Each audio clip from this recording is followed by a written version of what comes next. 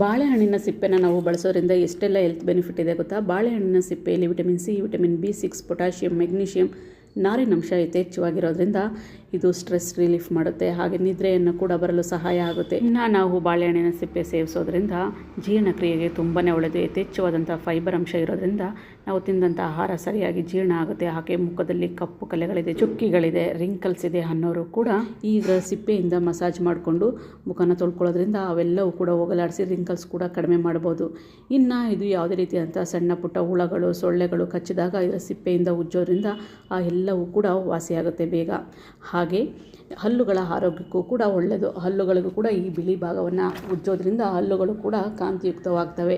ಇನ್ನು ತೂಕ ಇಳಿಸ್ಬೇಕು ಅಂತ ಬಂದಾಗ ಇದರ ಸಿಪ್ಪೆಯಲ್ಲಿ ಸ್ಮೂತಿ ಅಥವಾ ಕಷಾಯ ಮಾಡಿ ಕುಡಿಯೋದ್ರಿಂದ ಹಸಿವು ಬೇಗ ಆಗಲ್ಲ. ಹಾಗಾಗಿ ತೂಕ ಇಳಿಕೆಗೂ ಕೂಡ ಸಹಾಯ ಆಗುತ್ತೆ. ಇನ್ನು ನಾವು ಸಿಪ್ಪೆನ ಆರೋಗ್ಯಕ್ಕೆ ಬಳಸಬೇಕು ಅಂತ ಬಂದಾಗ ಅದರಲ್ಲೂ ಕೂಡ ಆರ್ಗ್ಯಾನಿಕ್ ಕೃಷಿ ಮಾಡಿರೋಂತಹ ಬಾಳೆಹಣ್ಣು, ನ್ಯಾಚುರಲ್ ಆಗಿ ಹಣ್ಣಾಗಿರೋಂತಹ ಬಾಳೆಹಣ್ಣಿನ ಸಿಪ್ಪೆನ ಮಾತ್ರ ಯೂಸ್ ಮಾಡಬೇಕಾಗುತ್ತೆ.